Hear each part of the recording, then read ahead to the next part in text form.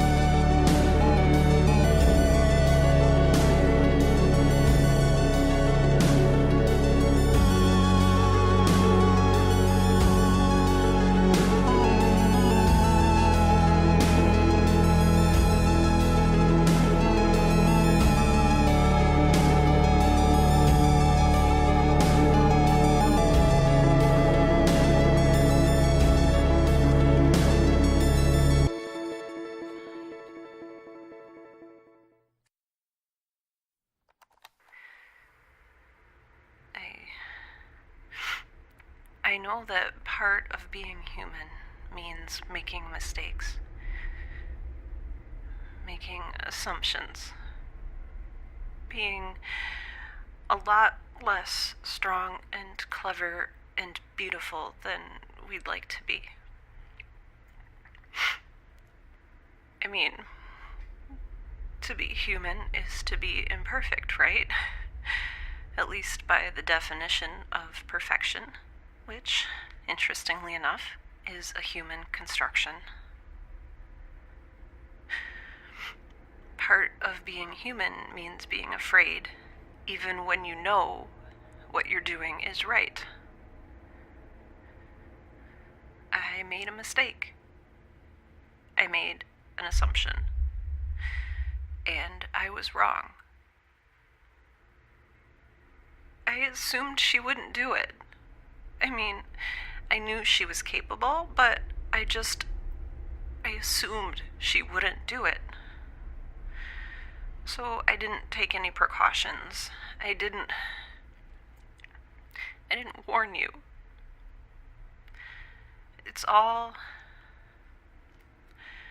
Everything that happens from now on is because of me. It's all on me. And I don't know what... Get out!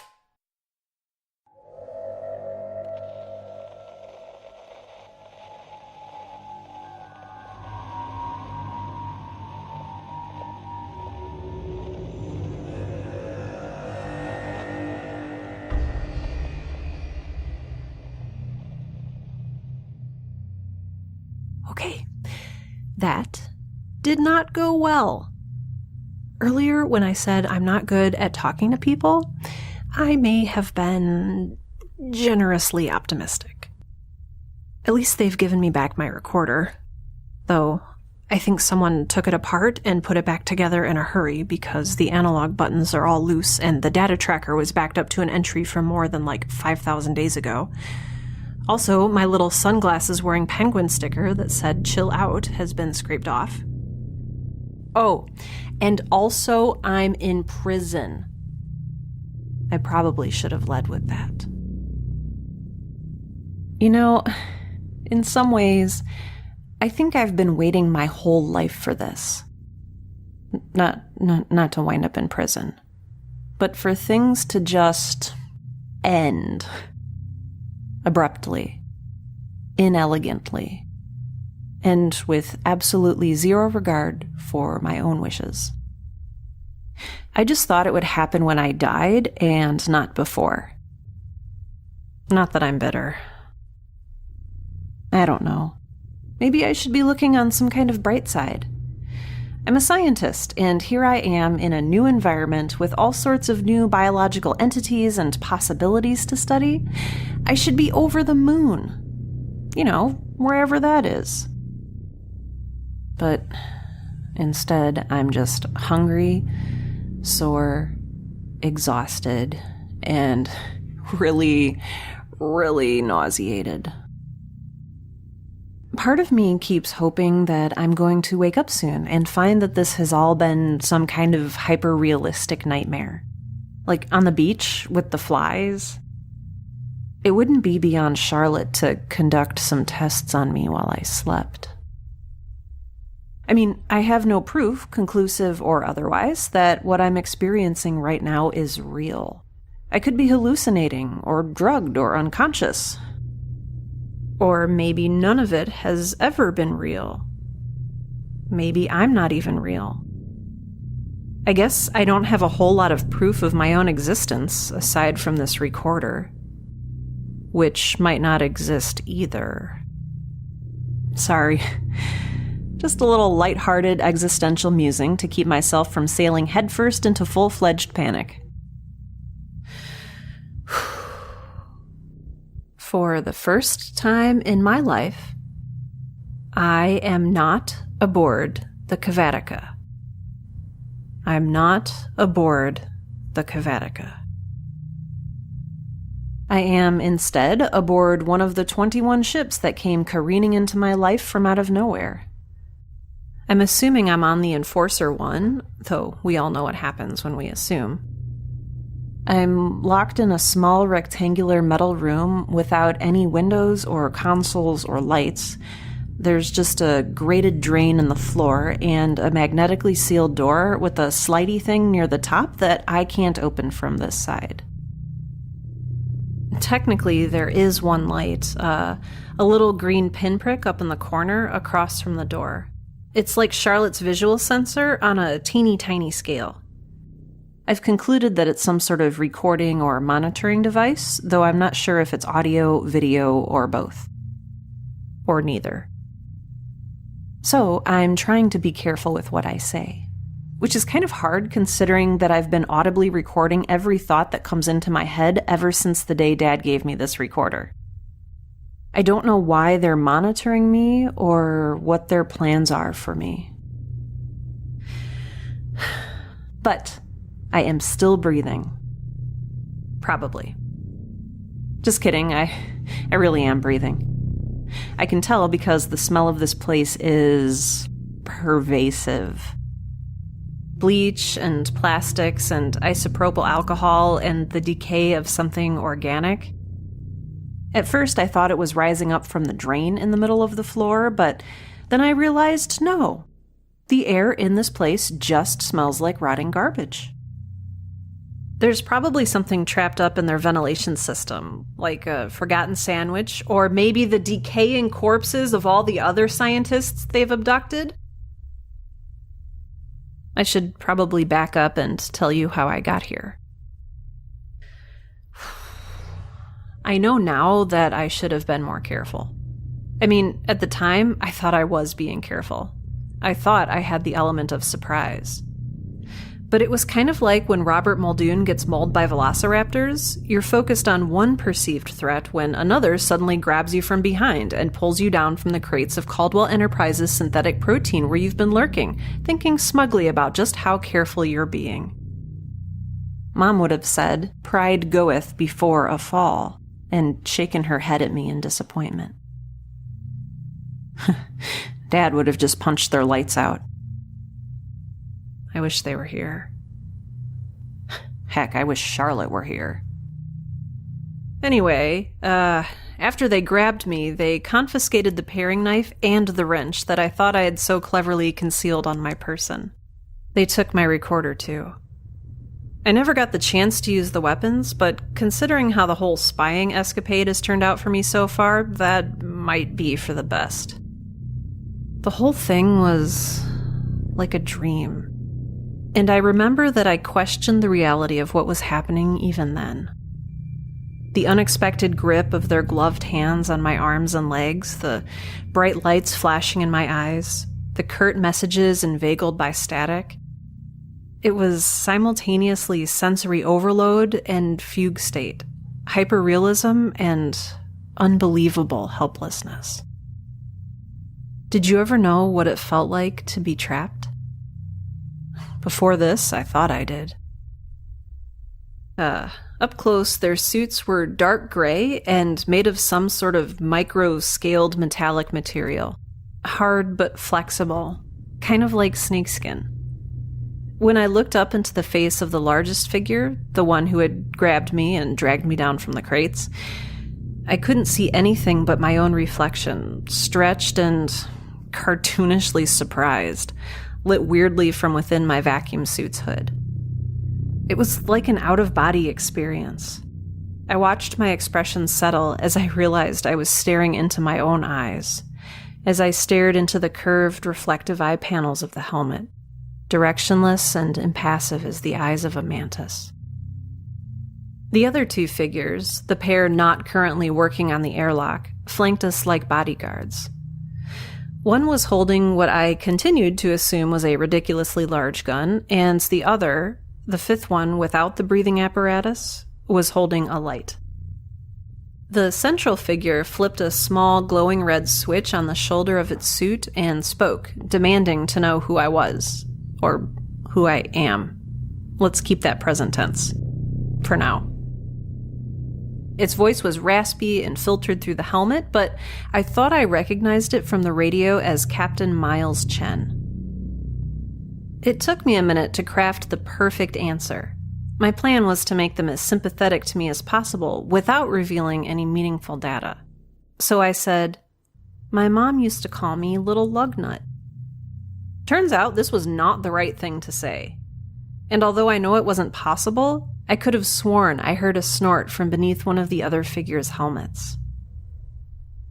Captain Miles Chen just stared at me, and I took advantage of his momentary loss for words to interject a few of my own. "Look," I said, trying to appear dignified despite the fact that most of my hair had been jostled out of its ponytail and was now gluing itself to my face with sweat. "It's not too late. You can just let me go, turn around, pack up, tell the head honchos there's nothing to see here, and move along. You and I would go our separate ways, and I would forget, figuratively, if not literally, that I ever saw you." For a second, 3 pairs of glossy view panels simply continued to stare at me. My reflection stared back in triplicate. Then, the butt end of one of those enormous guns came rushing toward the clear plastic faceplate of my hood, and everything went all cold and sparkly. And next thing I knew, I was here. You know, honestly, even though my right cheekbone is all bruised and swollen, I kind of admire their precision. To knock a sentient organism unconscious and have them awaken again within an appropriate and even, dare I say, dramatic timeline without incurring permanent damage is quite a feat. I'm also absurdly glad I was wearing clothes underneath the vacuum suit because when I woke up, it was gone. The vacuum suit, I mean. Modesty aside, it is freezing in here. Well, not literally freezing, just uncomfortably cold. I should have asked for a thermal blanket along with my recorder. Oh yeah, I should tell you how I got my recorder back. Basically, one of the figures came to my door a while ago, opened the little slot thingy, and asked for my name again. I couldn't see them very well because my eyes had adjusted to the darkness, and the light coming in from behind them was so bright. I told them I'd exchange my name for my recorder. And after a second, one of those cheap little data pads came tumbling through the slot, along with a stylus. I wrote a big X on it and sent it back, and then, to my surprise, my recorder came through. I distinctly heard someone say, "Better than Little Lugnut." So I don't know if that means they think my name is actually X, or if they think I'm illiterate, but I'm just gonna roll with it. And speaking of rolling with it, I need to throw up, so I'm going to stop recording for a while.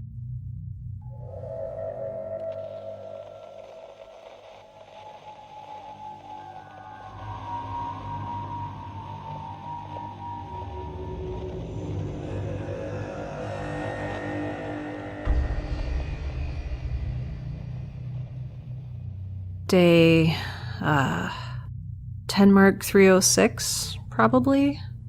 Maybe 10 Mark 307. Hour unknown. Oh man, do I feel sick. I thought that sleeping would make me feel better, but that is not the case. Blech. Kind of glad that there's a drain in the floor. Or should I say grateful? Nope, that was a pun, and I instantly regret it. Seriously though, when they come back, I'm gonna ask if they checked me for a concussion. If they come back. It's been a while. The last time someone came by, yesterday or maybe the day before, they just dumped a bunch of pellet things in a pouch of liquid through the slat in the door. The liquid was a dead-tasting variation of water, and I think the pellets were supposed to be some kind of food substitute. I tried to eat one to keep up my energy, but when it turned into a chalky, rotten paste in my mouth, I threw up again into the drain in the middle of the floor. I drank the water, though. Gotta stay hydrated, at least. Huh.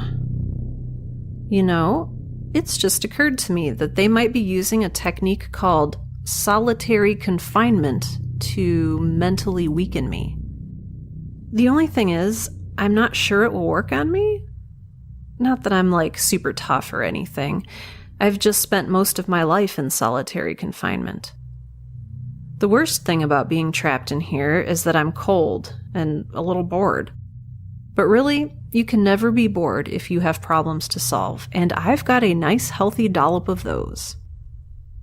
Now, if you really want to mentally break me, Mom told me once about these things called cocktail parties, where people dare each other to stay the longest in a room packed with hot, sweaty, loud people where you can't hear yourself think, and strangers take turns asking you stupid questions. Or you could just throw me into a tank with some fish. Blah. And in retrospect, I probably shouldn't have said that out loud. Or recorded it. Even for posterity. I'm going back to sleep.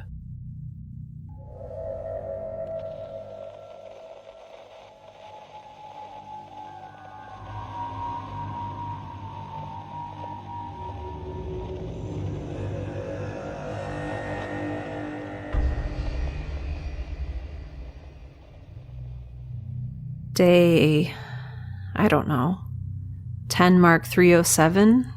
8, 9, hour unknown. It's weird how I've had a lifetime of interactions with plants and birds and bacteria and even Charlotte, and how during that time, none of them have run me through an emotional ringer quite like the brief little interactions I've had through the slot in my prison cell's door with the other human beings. That's right. They are fellow human beings. Not that that was surprising, really. I mean, I'd calculated less than a 1% chance of them being anything else, especially since they were bipedal, humanoid, and proportionally relative to me. They're taller than I am and leaner, but that's not really surprising since Dad was kind of short, and I am 100% non-GMO. Something clicked at the door, and the little metal rectangle slid open, and there they were. A slide-mounted sampling of 3 human faces side by side, taken from eyebrow to bridge of nose. But despite being of similar height, they each looked very different. From left to right was a pale face with pale eyes, a tan face with black eyes, and a brown face with brown eyes. The feeling was indescribably and powerfully weird. I felt like I was watching a movie, but with no clue of how it would end, and yet full control to affect that unknown ending, if that makes sense. I stood up, despite the nausea and headache and intermittent shivers, despite my suddenly racing heart, and after an indeterminable amount of time, I moved toward them. I can't really explain it. It wasn't voluntary. It was like a magnetic pull, or like I was back in that fugue state. One of my hands may have even reached up toward the slot. It might have been shaking. As I moved forward, all 3 figures moved back, I assumed out of caution, and I saw that a 4th figure stood slightly behind them. Again, the same height, but this one was still dressed in the suit from earlier. It was the one whose suit did not have the breathing apparatus. They didn't do or say anything, they just stared at me. And then the slat slammed shut again, and their footsteps faded away. You know, this whole time, I've been asking myself what Dr. Sattler would do, but maybe I should be asking what the Velociraptors would do. Penned up in their cage, their lives reduced to waiting, watching, and being watched, systematically testing the fence for weaknesses, biding their time. Clever girls. Maybe if I... Oh. Someone's coming.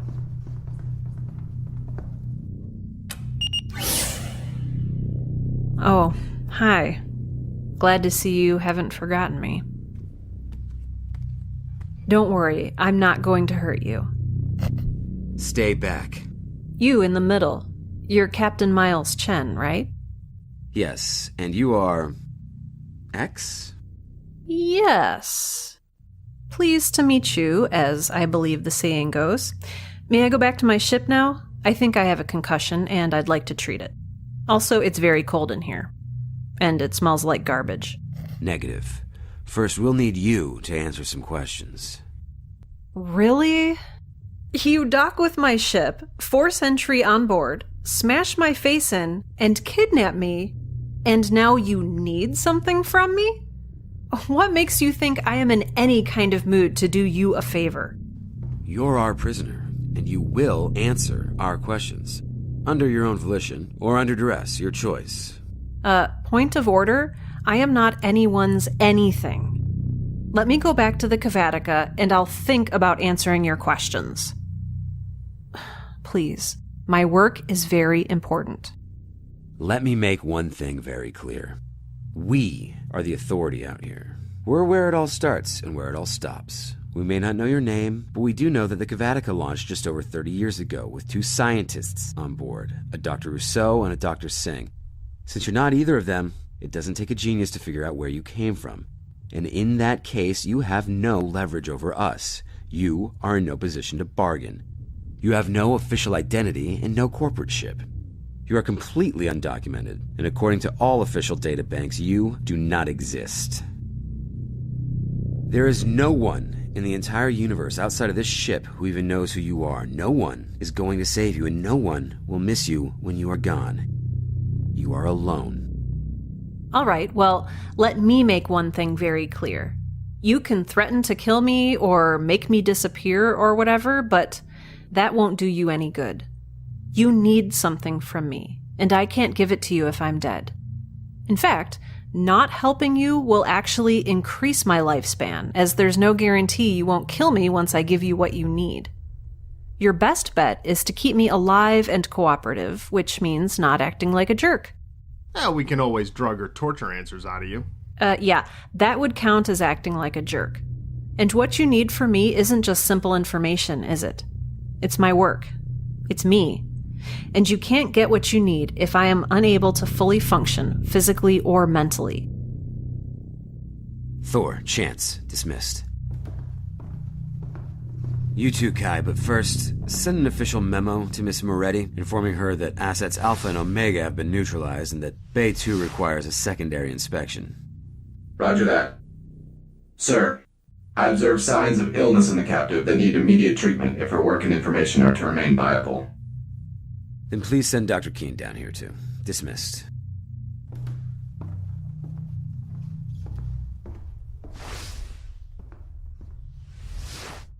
Look, I don't want to hurt you, X, but I have a job to do. You seem like a rational individual. How can we both get what we want? What's the job you have to do? Be honest with me, and I'll be honest with you. Also, I'm gonna sit down just for a while so I don't throw up again. All right, first, why did you want that recorder back so badly? Scientific research and monitoring. My turn. How did your fleet find the Cavatica? Long-range distress beacon on a priority frequency. That tends to draw attention. Stupid button. Okay, your turn. What is the nature of your work aboard the Captivity? I'm a researcher. My primary objective, as you would say, is to monitor the radiation levels given off by RHEA 1079 and ensure its continued stability. Secondary duties include the care and maintenance of the ecosystem aboard the Captivity. My crew found the garden pod. Is it really powering the rest of the ship? That is 2 questions in a row. Answer my next one, and then I'll answer yours. All right. What's Earth like? I don't know. Now my question. The garden pod. I rigged up the hydroponic system to the dash core using scavenged analog components. The schematics are back on the Captivity if you really want to look at them.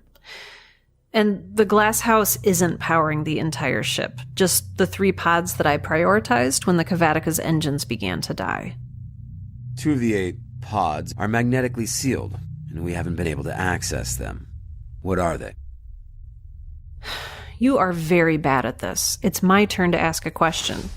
What is the nature of your interest in my ship? Who's that? This is Dr. Keene. I'll need you to stand against the opposite wall while we open the door. Hold on a sec. Do you plan to shoot, maim, or kill me, Dr. Keene? I'm a doctor. Yeah, that's not incredibly reassuring. No. All right. The Captivity's infirmary is busted anyway. But no sudden movements. And do not touch me. Please know that I'm procedurally obligated to tell you that if you set 1 foot in the direction of this door when it opens, I'll shoot. Do you understand? Got it. What's that? It's just a wheelchair. Please have a seat. Why? I don't want you falling apart before we get to the infirmary. Are those restraints? Yes, they're here to ensure that you don't run off or hurt us, and that you don't get anyone on the ship a reason to hurt you. Now sit.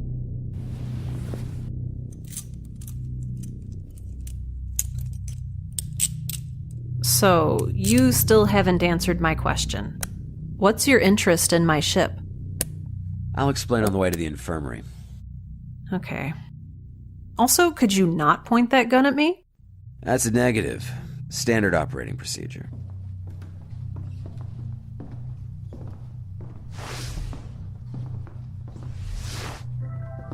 Your attention, please. Be sure to stop by Human Resources for Stop here. I Matter Vestment. See that? Next regularly scheduled Oh, wow. I've never... It's beautiful. Hold on. I've just gotta... for posterity or whatever. Have you been recording us this entire time? Quiet, I'm recording. I'm seeing my ship from the outside for the first time. It's breathtaking. I can see each of the 8 crystalline pods affixed to the center core like the spokes on this wheeled chair I'm sitting in. 3 of the pods are glowing softly, pulsing orange against the black canvas of space. To one side is RHEA, tidally locked to the research vessel and throwing off arcs of liquid orange flame. He is just completely reveling in his existence. Of singular design indeed. Wow. That's not what I was pointing to. Look, there. Read it to me. What? Caldwell Enterprises. We invent the future. So they manufactured the Captivity. I don't understand why that's... That's us. We're Caldwell Enterprises. And the Captivity is not your ship. It's ours.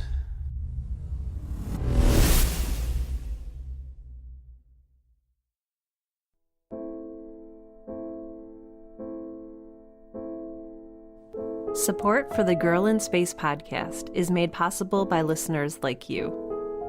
You can help keep the show going, get sweet merch, and access bonus episodes for as little as $2 a month when you become a patron on Patreon. Visit patreon.com/girlinspace, all one word, to check out exclusive rewards for patrons and make your pledge.